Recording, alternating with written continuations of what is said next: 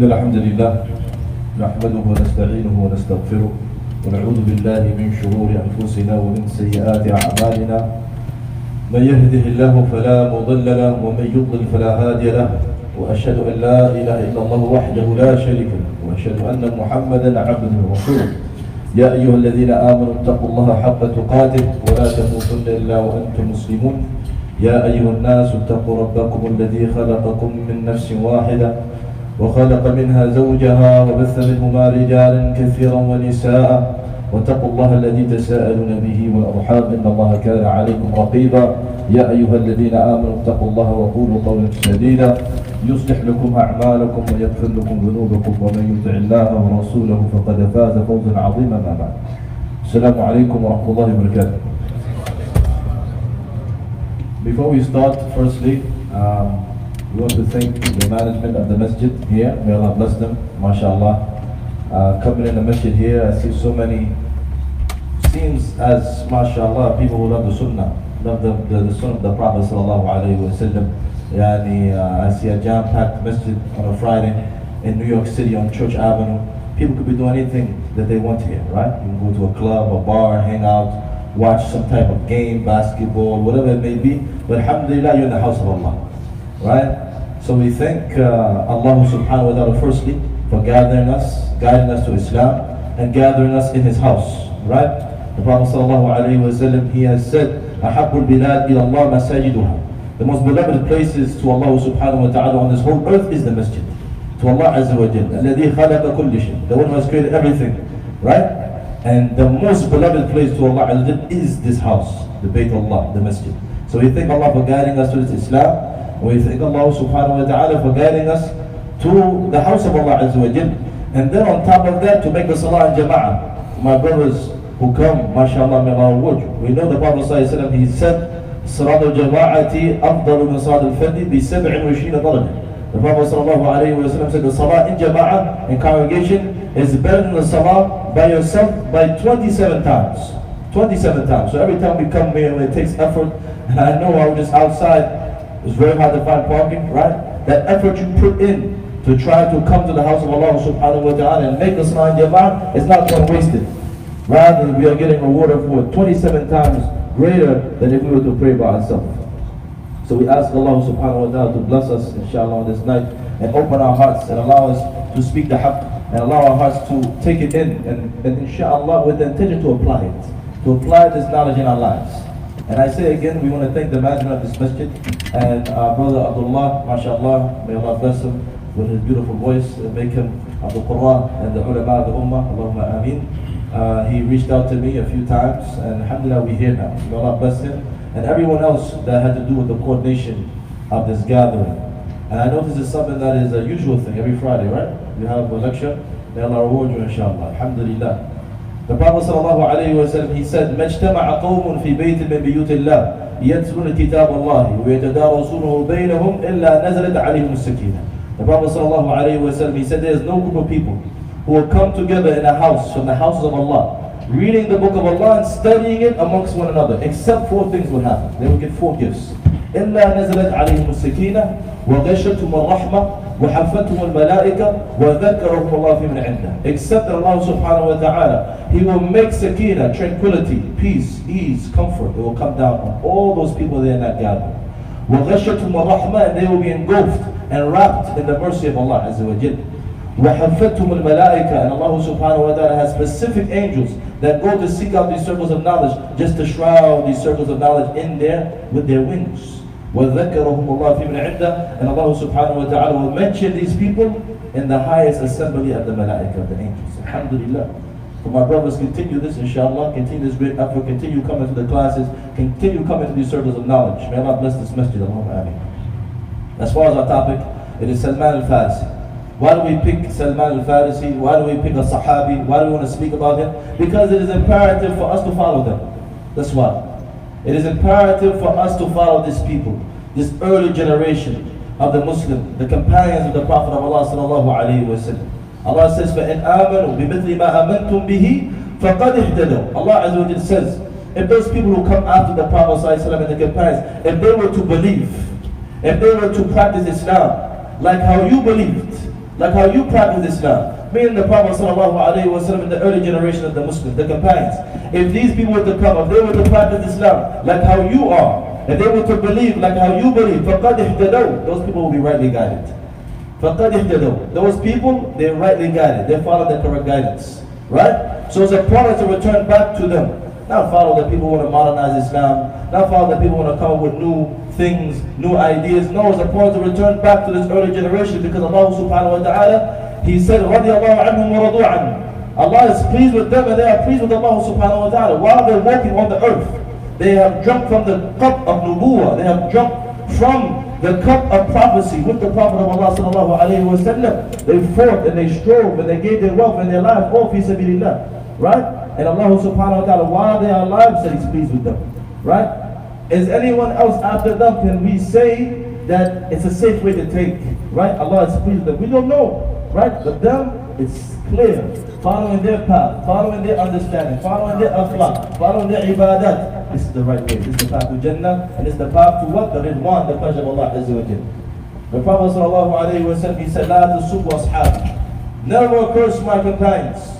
فَوَالَّذِي نَفْسِي بِيَدِهِ لَوْ أَنَّ أَحَدُكُمْ أَنْفَقَ مِثْلِ أُهْدٍ ذَهَبًا مَا أَدْرَكَ مُدَّ أَحَدِهِمْ وَلَا نَصِيبًا. He said, never curse my companions, never speak bad of my companions. He swore by Allah. He said, if one of you were to spend in the way of Allah subhanahu wa ta'ala a mountain of gold, like the Mount Uhud. You know Mount Uhud? Right? If one of you were to spend that in gold, you cannot reach even a palm of one of them. You hear this? You will not be able to reach even a palm of one of the companions what they have achieved and their degree with Allah subhanahu wa ta'ala. And the Prophet sallallahu alayhi wa sallam, he said, خَيْرُ النَّاسِ قَرْنِي ثُمَّ الَّذِينَ يَلُونَهُمْ ثُمَّ الَّذِينَ يَلُونَهُمْ. The Prophet sallallahu alayhi wa sallam said, who is the best of the believers? Who are the best of people? The Prophet sallallahu alayhi wa sallam said, the best of the people is my generation, the companions of the Prophet sallallahu alayhi wa sallam. ثُمَّ الَّذِينَ يَلُونَهُمْ. Then the next generation that came after them, the tabi'in, those who followed them. ثُمَّ الَّذِينَ يَلُونَهُمْ. Then those who followed the tabi'in, which is called the atba' tabi'in. These are the three best generations of the Muslims, and these are the three best generations of people after the prophets and the messengers. So this is why we pick a companion to learn about them, because we have to follow them, and we cannot follow them except by what? Learning of them. Correct? Now, and as far as Salman Al-Farisi, he has a great story for us, because Salman Al-Farisi was a searcher for truth. He was a searcher for haqq. He was a person who was not born in Arabia. He was not born in Mecca. He was not born in Medina, right? He wasn't around the Prophet sallallahu alaihi wasallam. He wasn't Arab. No, he was a Persian. He had a long journey seeking out the truth until he found the Prophet of Allah sallallahu alaihi wasallam. And today, in the midst of misguidance that we see all over the place, people calling this, saying that, speaking about Islam without proof, following their desires, putting their twist to the deen, or people who are just enemies of Islam, speaking about it, and we're hearing this on the internet, and we're hearing that on the internet, or people saying so on and so much, new things have come about. Take us away from the origin of this religion, that we need to be searchers like that too. We need to be searching out the haqq. We need to be searching out the truth, just like Salman.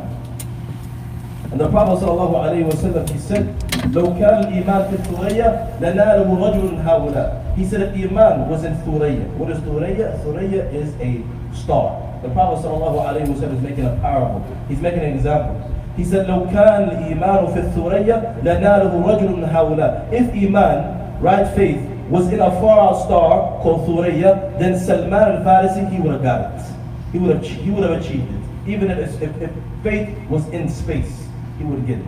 Right? And when we hear his story, we'll understand why the Prophet of Allah sallallahu alayhi wa sallam said that about him. Inshallah, let's get into it.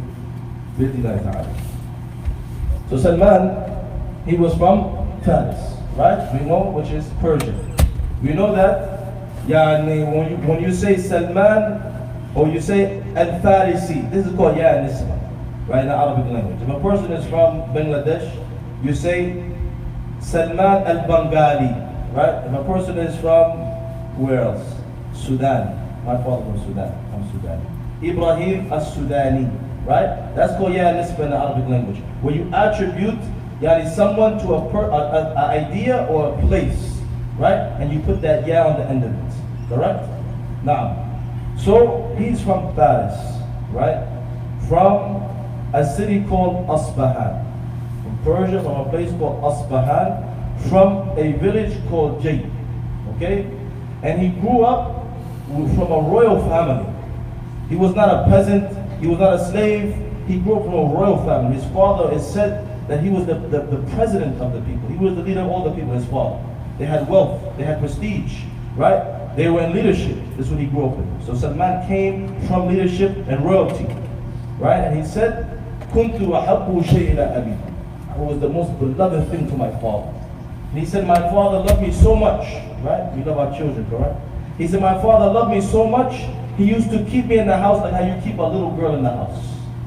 He wouldn't let me go outside. He wouldn't let me go places, right? And he said to the point, I didn't know what the people around me were doing. He was so sheltered, Salman, in the beginning of his life, he did not know what was going on around him.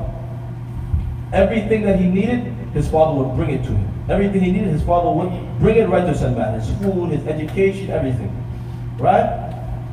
And his religion, the religion of the people of Persia was what? Who knows? Huh? How do you say now?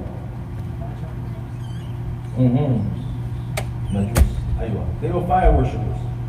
They used to worship fire. Correct? So his father made him what? Study this religion. I don't know how much of the religion studying fire, I don't know how much you can study, but he had him studying it, right? And he worked hard, until he became something called Qatl al-Nar. What is Qatl al-Nar? This is the one that keeps the fire lit 24/7. His job is to keep their God.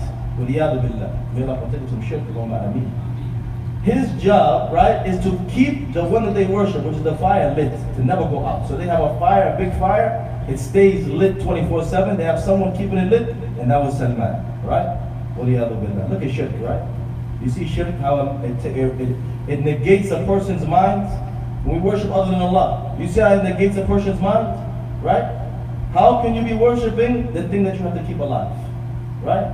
How could, like in the time of the Prophet ﷺ, how can you worship the thing that you sculpted yourself, right? SubhanAllah al-Azim. So this was his job. And a day came, and his father usually doesn't let him go outside. He says to him, Salman, go handle this and handle that. I'm very busy, and I need you to go do this. Go run this errand for me, right? So Salman goes out, he obeys his father. And he says, while I'm going out, I go past a kanisa, which is a church. This is before the Prophet ﷺ. This is before Islam, right? He says, I went past a church. Remember, he does not know what's going on around him. He goes past a church, and he says, and I heard them praying. I heard them reciting the Injil. I heard them reciting the gospel, right? And I heard them, and I saw them praying. So I entered upon them. It amazed me. He was a person of religion, right? That was his background. So he says he was amazed by it. He went in and he said the religion amazed him. He said he stayed with them all the way until the setting of the sun. His father set them out in the morning. He remained with them there in that church the whole entire day. His father's going crazy for them. Where is Salman? Where is Salman? Where is Salman? Where is Salman? Right?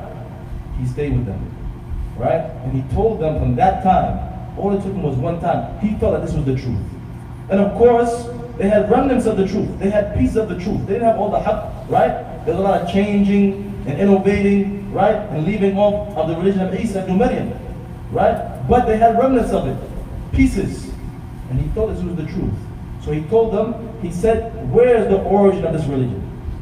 They said Sham, which is Syria, right? May Allah aid our brothers and sisters in Syria and Turkey. Allahumma They said Syria. He said, listen, if a group of merchants come from Syria, let them know that I want to go back to Syria with them. He, from just one day of meeting these people and him feeling that this is the truth, he wants to leave his life, leave his comfort, leave his position, leave his royalty, leave his wealth, right? Leave all of it. What? For the sake of seeking knowledge.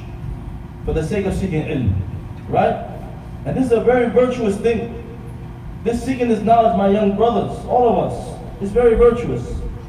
The Prophet ﷺ, he said, طَلَبُ الْعِلْمِ فَرِيدَةٌ عَلَى كُلِّ مُسْلِمٍ وَمُسْلِمَةٍ. Seeking knowledge is obligatory upon every Muslim. All of us should be seeking knowledge. Right? Every single person. We should not be complacent with what we know. We should always be seeking out. And the moment you think that you know enough, that's the minute that you what? Destroyed yourself. We should always be learning. We should always be striving to know more about Allah, know more about our religion, understand it better. He made the decision right there. As soon as he saw that this is the truth, he felt it was, I'm going to go seek knowledge. The Prophet ﷺ, he said, "Man salakatan yaltamisu fihi ilman, sahhala Allahu lahu bihi tariqan al-jannah." He said, whoever treads a path, speech of Muhammad ﷺ, whoever treads a path seeking knowledge, Allah subhanahu wa ta'ala, by that path will make an easy way for him to the Jannah. Allahu Akbar.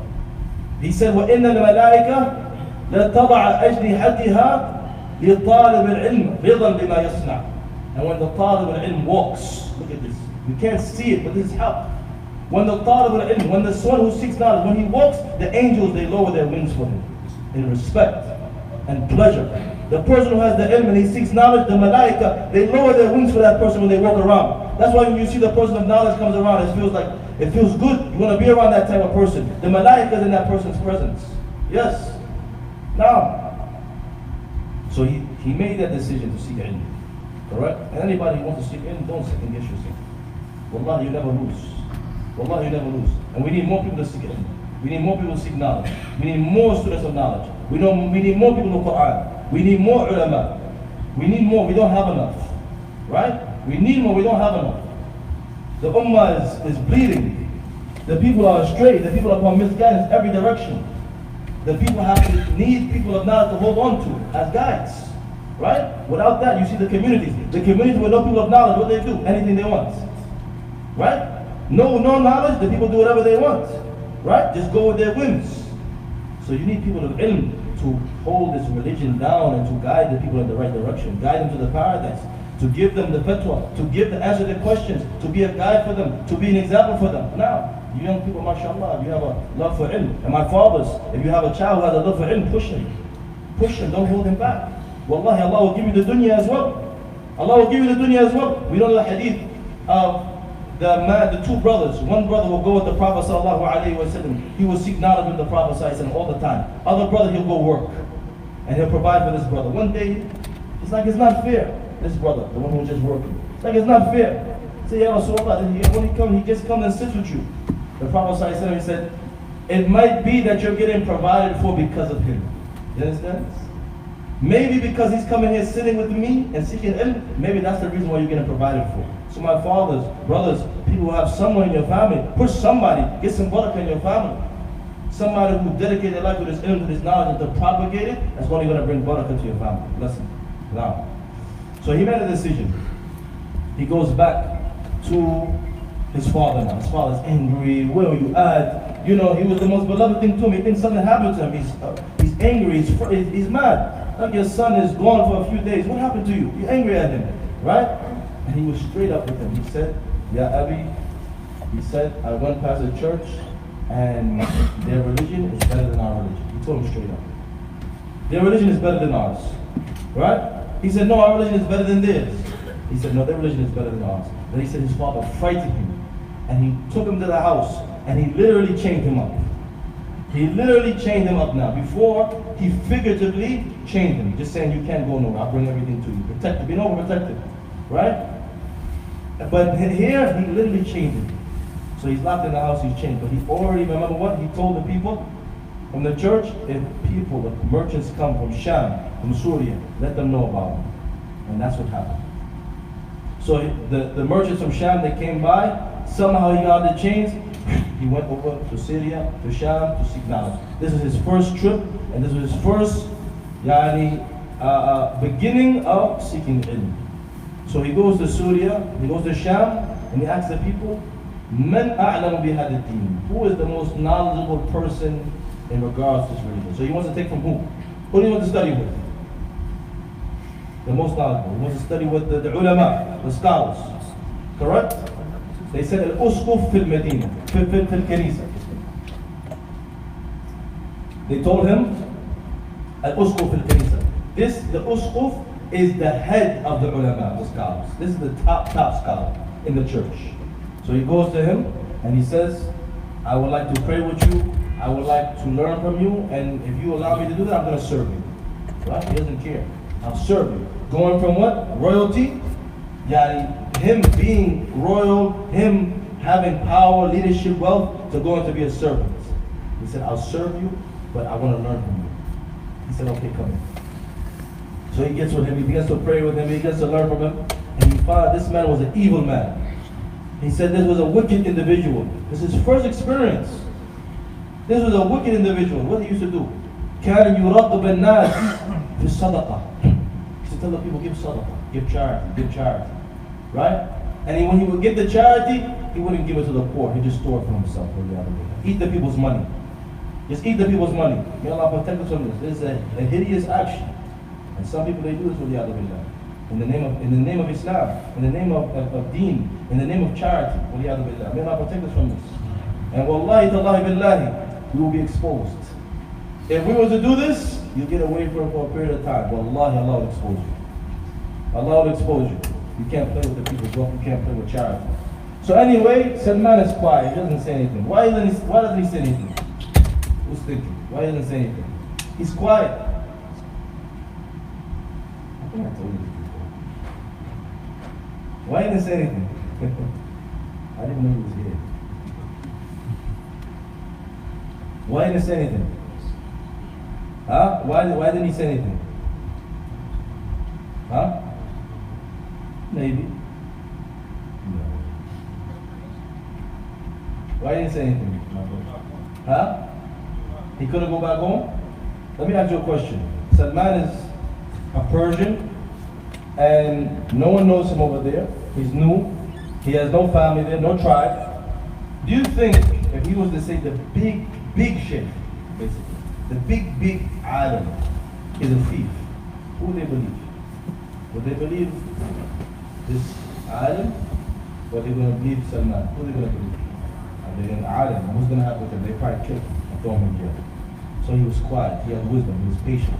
He stayed with the guy, right? And he was patient. The man was old, he was getting ready to die. He died. When he died, the people of the community, they came to give him a proper burial. He said, this man was an evil man. He was an evil man. What's your proof? He said, let me take you in the back. Remember, he was with him, he was living with him, he was serving, he saw everything. Let me take you in the back. He showed them 6 barrels of gold and silver. This was the money that he used to ask you for. Instead of burying him, they crucified him. They put him on the cross and they stoned him. That's why I mentioned, this is not the thing we want to do ever. We don't play with people's money, ever. Nah, especially in the sake of charity. Anyway, look at Salman here. He had a few decisions to make. Imagine you yourself, right? You believe in somebody, someone is like so in your mind, he's such a great figure, it's someone you follow, and you find they're a criminal. They're actually not good. What is that going to do for you? If you attach your religion to a man, who we will attach our religion to? Allah Azza wa Jalla, right? Muwahidun. We follow, right? We follow, we learn, but we don't attach our religion to a man. We follow the man, right? We follow the Prophet ﷺ firstly, right? But we don't worship men. And we don't make our religion in regards to a man. Because if a man falls or a man turns out to be wicked, what's going to happen to our religion now? We're going to fall with him? No. We came out of our mothers alone, we're going to stand before Allah alone. We don't connect our religion to a man. Because a man can make a mistake, a man can sin, a man can fall into, right, wrong thing. It can turn out that he wasn't good. If you attach your religion to just that one man and blindly follow him in every single thing, if he falls, you're going to fall. So that's not what Salman did, right? He knew that this was wrong, and that man did evil, and he did evil. He did not fall with him. Secondly, what else can we do? What else could he do here? He did like what? If he's doing it, then I can do it, right? Some people, they take their action or the mistake or the wrong of someone that they deem as someone of position or power or influence. They say that he can do it, I can do it. No, haram is haram and halal is halal. It doesn't matter who does it. Even if the big sheikh did something that was wrong, it doesn't mean you do it. And we're not saying that the sheikh do anything wrong. May Allah bless all our sheikh. Allahumma ameen. I'm saying that that's not an excuse for you to do wrong now. So man did not follow him in the wrong, nor did he fall. Nor, number 3, he did not attribute the wrong of that man to the religion. Like we see some of the enemies of this deen, what they do, they want to attribute the wrong of maybe some people in the religion to the whole religion. You ever seen this? They want to attribute the wrong of a few Muslims to Islam in totality. They say this whole religion is wrong. Why? For the actions of a few Muslims. Muslim, he can make a mistake, he can do good, but Islam is perfect. Right? Those are the three things he could have did. He didn't do any of those three. Rather, he believed what he believed, and he was patient. What happened? Allah subhanahu wa ta'ala replaced his first teacher with someone he said was the best man that he ever met in his life. His next teacher, he said, this was the best man I ever met in my life. Someone that was righteous, someone that was God-fearing, someone that did not care about the dunya. He only worried about the akhirah. He said, this is the best man I ever met in, other than the Muslims. This is the best man I met other than the Muslims. So he begins to stay with this man, right? And Allah replaces him with better, and he's learning from him, and he's praying with him, but this man now becomes old as well. Remember now, Allah is going to send the Prophet ﷺ soon. This man is old, right? It's at the end of his life, he's on his deathbed. Salman goes to him, and he asks him, who do you point me to? He wasn't done, he wasn't finished seeking knowledge. Who do you point me to? Who do you advise me to go study with? He said, Wallahi, laqad baddu al-nas wa taraku ad-din. He said, most of the people, they have innovated in the religion. Most of the people, they have innovated in the religion. They have made up new things. Wa taraku. And they have left the original teachings of Isa ibn Maryam, Jesus. Right? He said, but I know a man in Mosul. Where is Mosul? In Iraq. I know a teacher in Iraq. Go to him. He's upon goodness. He's upon faith. Right? Because the ulama, they know the ulama. Right? They know each other. The people of goodness, they know. Right? He said, there's a man in Iraq. Go to him. Inshallah, you'll find him upon faith, upon goodness. So Salman, he packs his stuff. The man dies. He goes out and he goes find the Sheikh in Iraq. And he goes and he says, so and so has advised me to come sit with you. Can I pray with you and learn from you? He said, yes. So he begins, he learns with him, he sits with him, he prays with him, and this man, same thing happens to him. He's old in age as well. Same thing happens, he's old in age. He's getting ready to die as well. So Salman goes to him, and he asks him the same thing. He said, who do you point me to? I want to keep learning. Salman was not satisfied. He was what? Al-Bahith al-Haq, the searcher for truth. He was hungry for knowledge. Like we should be hungry for knowledge. He said, who do you point me to? Right? He said, I don't know anyone upon what I am upon today, but there's a man in a place called Nisibin. And Nisibin can be present-day Turkey. Right? It's a difference of opinion. Nisibin. So remember, he went from Persia to where? Syria. Then he went to Iraq. Right? Now he's trying to send him to what? Turkey. How's he getting there? On a plane? Is it Tesla? Huh? Is it Tesla? He has a motorcycle? How's he getting there? Huh? Skateboard? A bike? Which one? Maybe a donkey, maybe his feet, maybe a camel, right? Huh?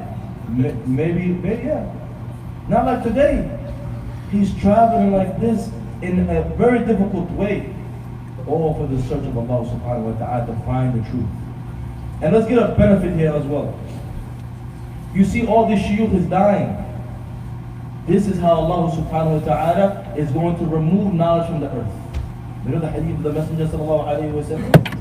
He said sallallahu alayhi wa sallam, إِنَّ اللَّهَ لَا يَقْبِضُ الْعِلْمَ انْتِزَاعًا يَنْتَزِعُهُ مِنْ صُدُورِ الرِّجَالِ. The Prophet sallallahu alayhi wa sallam said, Allah subhanahu wa ta'ala does not rip the knowledge from the people, just taking it from the chests of men.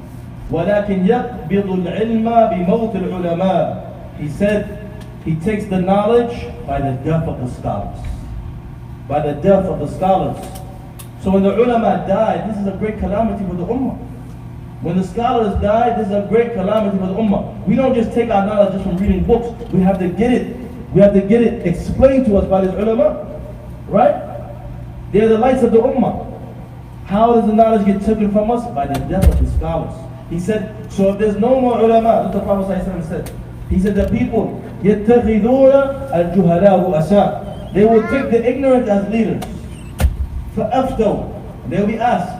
And they will give their ruling. They will give their opinion. فَضَلُّوا وَأَضَلُّوا. They'll go astray and they'll lead the people astray. That's what we see today. They'll go astray and they'll lead the people astray.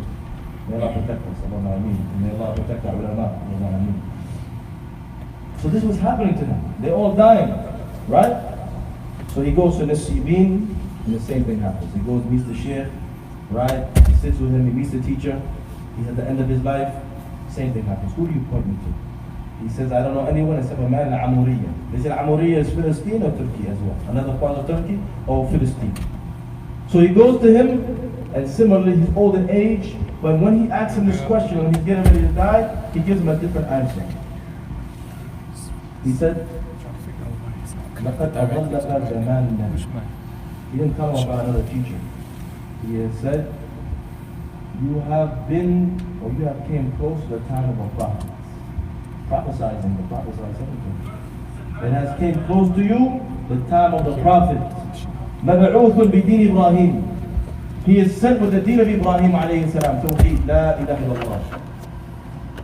He's telling him about the prophet sallallahu alayhi wa sallam.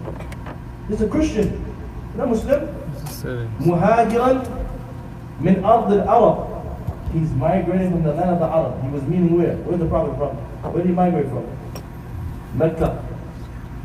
Muhajiran min ard al-Arab. He's migrating from the land of the Arab. Ila al-Ard, to a land that has black rocks. Between these black rocks are palm trees. He's explaining what? Al-Medina. How does this man know about the Prophet? Is there another here that could be? How do you know about the Prophet? Because look, you see, this is very high. I don't know why.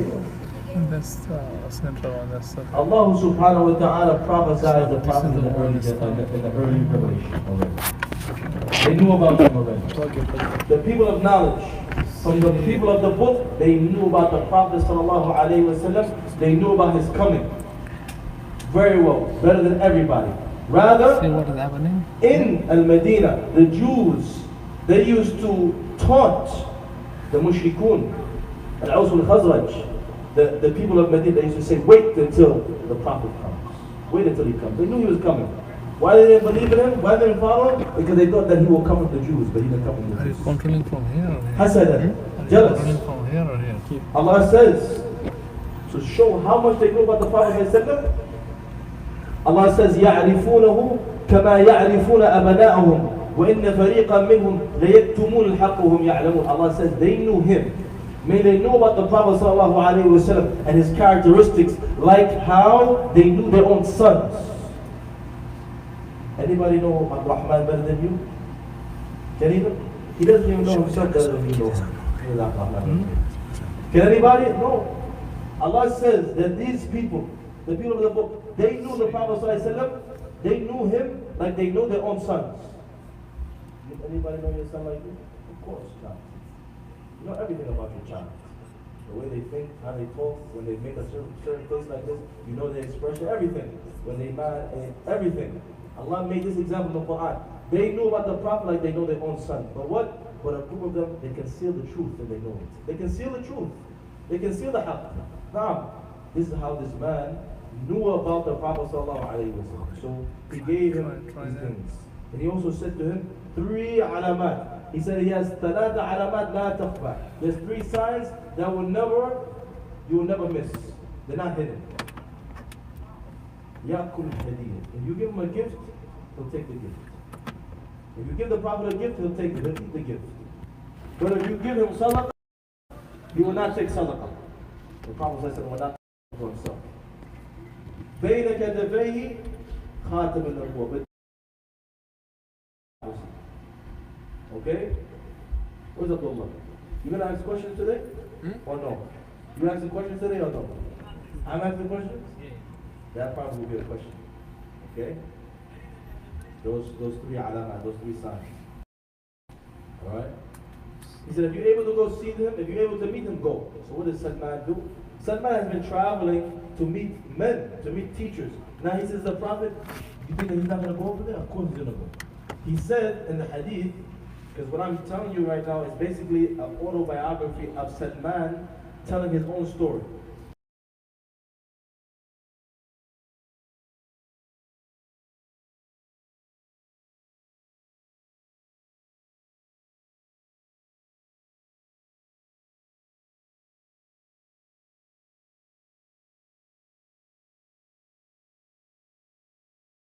my wealth, just take me over there.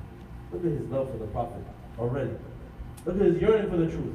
Take all of my wealth, everything that I have gained and earned, just take me over there. So they agree, right? It sounds like a good deal, right?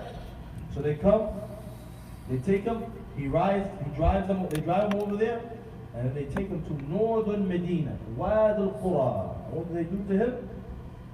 They sell him into slavery. They sell a free man into slavery.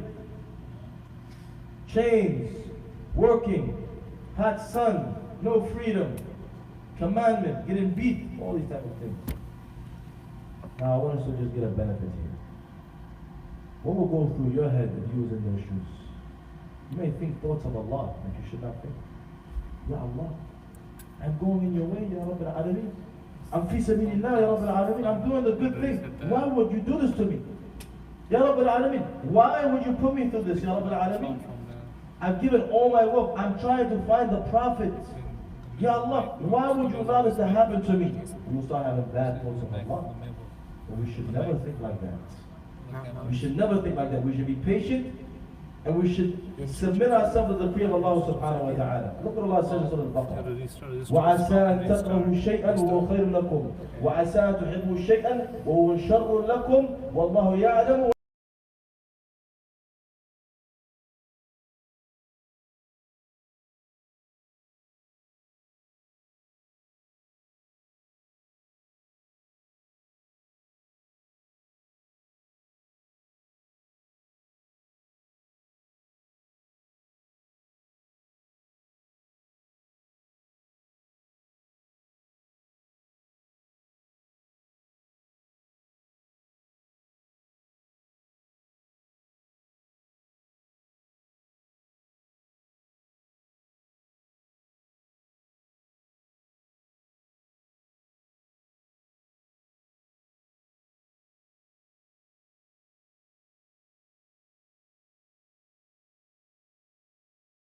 Right? So maybe you hate something that's good for you. Maybe you love something that's bad for you. Allah knows that you do not know. And we're going to see the wisdom of him becoming a slave and going there to the exact place. What happens after a while? A man from Medina comes and he purchases Salman from this Jewish man that was his master. He purchases him, he's his cousin. He purchases Salman from this Jewish man in Wad al-Qura, northern Medina. He brings him to Medina, right? He gets transported to Medina as a slave. He sees the date palm trees and he sees the black rocks. And he says, this is the place that has been described to me. How did he get there? How did he get there? As what? As a slave. So sometimes we have to be taken to the place we need to be by hardship, by difficulty. The place we need to get, sometimes the only way for us to get there is a hard, difficult road. But that's the place we need to be. So he's in Medina, he said, I'm patient now. He's been doing these years of a slave, he said, I'm patient. Doesn't even matter anymore. Because he knows he's in the place he needs to be. So one day, he's on the top of a tree, and he's working, he's picking dates, and his master's cousin comes to him and he says, La'natullahi ala bani Kayla. La'natullahi ala bani Kayla. May Allah curse the children of Qila, min al-Aus wal-Khazraj, the tribes of Al-Madinah. He said, يَزْعُمُونَ أَنَّ جَاءَهُمْ نَبِي. They are claiming that a prophet has came to them. They are claiming that a prophet has come. May Allah curse them. Right? These are the Jews. They were wishing that the prophet is going to come from what? From amongst one of them, correct? So the jealousy happens. Right? May Allah curse them. So then, he's on the tree. He said, cold sweats took over me. I'm shaking in the tree. He said, I almost fell on my master. Right? All these years, what has he been waiting for? He's waiting for this moment. All these years, he's waiting for the Prophet sallallahu alaihi wasallam. He's been a slave, working hard, day in and day out. That life is not an easy one. He hears the Prophet. He almost falls on his master. He comes down. He says, what did you say? His master hits him. Get back to work. What do you have to do with this? You got nothing to do with this. He said, I just want to make sure he said what he said. So he told him, yes, that's what I said. So Salman now, he gathers up some dates and something very small, and he wants to go test out what? The 3 signs, right? Which was? gift. Okay. What about the sadaqah? If he wouldn't accept the sadaqah, but he would accept the gift. What's your name, man? Abdullah, mashallah. Good job. Yes. So now he goes to the Prophet ﷺ. They're in Quba. The Prophet ﷺ, before he came to the heart of Medina, he went to Quba. Right? And this is where he established the first masjid in Islam, Masjid Quba. So he goes, and Salman, he brings small sadaqah. He says, yeah, this is sadaqah. I see you and your companions. You guys are traveling, and you need of sadaqah. The Prophet ﷺ takes it, and he gives it all to his companions. He takes nothing from it. This is what? The first sign. Correct? The first sign. Some time goes. He sees in Medina. He comes now with a gift. He comes with a gift. Something similar, but he calls it a gift. And he goes and he gives to the Prophet ﷺ, and he says, last time I tried to give you sadaqah, you didn't take the sadaqah, here, this is a gift. The Prophet ﷺ takes from it, he eats from it, and he gives the rest to his companions. Here, this is number 2. Right? So he doesn't eat from the sadaqah, but he eats from what? The gift. Right? Some time goes, and one of the companions dies. Some time goes, and one of the companions dies, and there's a janazah. So the Prophet ﷺ, he's taking the janazah, and the companions are there, and Salman comes and he's looking behind the Prophet ﷺ. What is he trying to find? The sign of prophecy. Alright? So he's looking. Only use answer, guys. He's looking for what? The sign of prophecy. So he's going behind him, right? And you know, a person who Allah has given good understanding and wisdom, you'll know when someone is trying to see something, or they're trying to get some information from you, or it's something they're insinuating by their body language. And the Prophet ﷺ, of course, was the most understanding of mankind. So the Prophet ﷺ was wearing a top garment and a lower garment. He sees that Salman wants to see the sign of prophecy. So the Prophet ﷺ lowers his top garment a little bit off his back. And Salman, he sees the sign of prophecy. He yells and screams and cries. And he grabs the Prophet ﷺ and he hugs him. And he's so passionate. All these years traveling for the truth. In slavery, in the heat, in the sun, and being mistreated. Finally he finds the Prophet ﷺ and he can't control himself. Ashhadu an la ilaha illallah wa annaka Rasulullah. He bears witness that he's the Messenger of Allah ﷺ. And the Prophet ﷺ does not become angry with him. He's not mad at him. He just says, turn around. Tell me your story. He didn't know who he was. Tell me your story. So Salman tells him his whole story.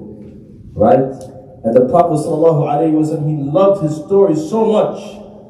It's a great story. He came all over from Persia, traveling here, there, seeking out the truth.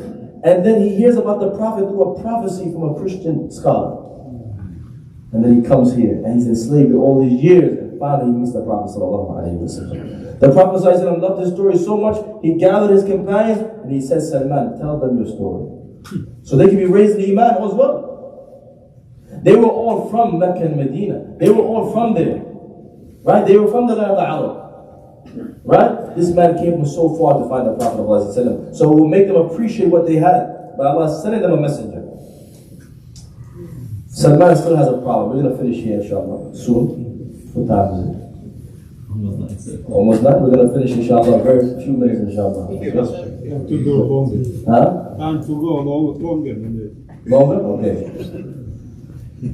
Anyway, Salman still has a problem. What's Salman's problem? He's still a slave. What's your name, bro? Ismail? That's my son's name. MashaAllah. And my name is Ibraheem. So Ibraheem is Ismail. And I also have another one in this house too. You have a brother in this house? Okay. He's still a slave. So the Prophet ﷺ, he tells him, Ya Salman Katib. What does Katib mean? Mukataba. This is an agreement between a slave and the master. He's going to agree to a certain amount of wealth for him to purchase his freedom. What you gotta say? He has to Allah. 300 dates. Allah. 300 dates? Or 300 date palm trees? 300 palm trees. Allah. That's good. Your name again? Good job, bro. You got the story already. You should be doing the lecture, man. What do they bring me for, man? Who wants to give the lecture? Next time. Inshallah, say Ameen, inshallah. Ameen. I don't know why they brought me for. We got the lecture right here. May Allah bless you, inshallah. Make you a scholar of the religion, inshallah. And you study, memorize your Quran, inshallah. Okay? And learn Arabic. Okay? Now, so they told him, 300 date palm trees. You want your freedom? 300 date palm trees, all newly planted in the ground, and none of them can die. 300. That's just something that's outrageous. Today, in 2023, if someone has 300 date palm trees, they're good, they're rich. 1,500 years ago, this is what he's asking for. And not only that, he said 40 gold coins, something called uqiyya. One uqiyya can purchase a camel. He wants 40 of them. 40 with 300 date palm trees. Something that seems like it's impossible.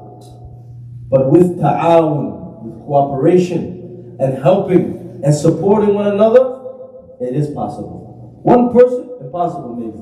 But with cooperation and helping and community support, all for the sake of Allah, we can do a lot. The Prophet ﷺ, he said to his companions, A'inu akhakum, help your brother. A'inu akhakum, help your brother. A'inu akhakum. He gathered all the companions. So then Salman says, so one of the companions will come with 30 date palms. Another one will come with 25. Another one will come with 20. Another one will come with 15 until they get what? 300 date palm trees. Allahu Akbar. Right? So when we have projects in the community, we have something we want to purchase, we have something we want to do, one person, yeah, it's difficult, but all of us come together and we don't be stingy and we don't just worry about ourselves, we worry about Islam, we worry about the community, we can achieve a lot. Look at all the brothers in here, look at all the faces, right? And we all support and we all work at the goals that we have for the community, for Islam, we can do a lot. Right? They get the 300 date palm trees. And then look, the Prophet ﷺ, such a great leader, he says, when you're ready and you have dug the hole for every date palm tree, call me. I am going to put the date palm tree in the earth with my own hands. And he went and he put every single date palm tree in the ground with his own hand, and not even one died. By the barakah of the Prophet of Allah, not even one died. So now he has the 40 gold uqiyya, which we said one of them is like the purchase a camel, like buying a car, right? The Prophet ﷺ, he came back from a ghazwa, he came back from war, and they did war with him. And he went to Salman and he said, Ya Salman, what did you do with the mukataba? What did you do with your contract? He said, I studied the 40 uqiyya. He said, here, take this. It was something that looked like a big egg. So Salman says, what is this going to do for me? It's not going to help me. The Prophet said, Inshallah, Allah will make it work for you. Right? It was blessed. He waited, he said, 40 uqiyya exactly. Got exactly what he was looking for, 40. And then he was free. Alhamdulillah. And he said that Salman, from this time on, he stayed with the Prophet. He didn't have no family. He did not have no tribe. Right? He stayed with the Prophet ﷺ. He was by his side and he fought in every single war. And the famous war that is said that Salman had a point, or his advice was a means of them protecting Medina and protecting all the Muslims, was the battle of what? Al-Khandaq. MashaAllah. You're taking my job, man. What's going on? He just helped you. Allah bless him, inshallah.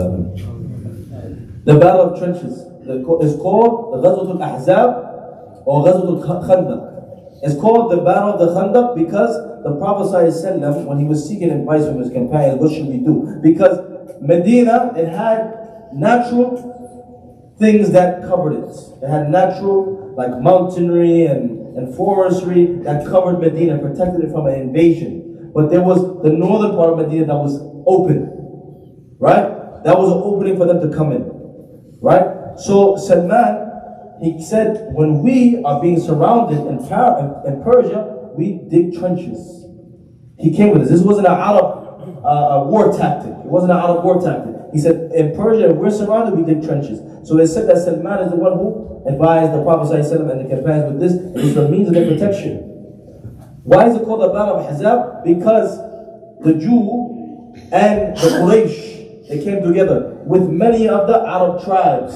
They were 10,000, all surrounding the Prophet ﷺ and Medina, which they were only 3,000. That's why it's called the Battle of the Confederates. Meaning all these different groups of people came together to annihilate the Muslims and Islam in totality. They wanted to finish the Prophet ﷺ. Okay? So it said that Salman was the one who came with this idea of digging the trenches. And inshallah, alhamdulillah, Allah subhanahu wa ta'ala, He protected them and He sent the wind, the rih, and many of them were frightened from this. Allah subhanahu wa ta'ala sent the malaika, right? And they fled with very few casualties from the Muslims, and they won this battle, right? So he stayed with the Prophet sallallahu alaihi wasallam until the Prophet sallallahu alaihi wasallam died by his side, and he was one of the very knowledgeable, many very righteous of the companions. And when the opening of the Muslims after Umar ibn Khattab, when he started opening and they started conquering all these lands, Salman became the mayor of a place called Al-Madain in Iraq. He became the mayor of this place. A huge city. It's called Madain, the cities. He came back at the end of his life becoming a mayor. What was he in the beginning of his life? He had royalty. He was from royalty. His father was the leader of all the people. Right? He was in the house of leadership. At the end of his life, after this long journey, that's why I said going in the way of Allah subhanahu wa ta'ala will never stop you from your dunya.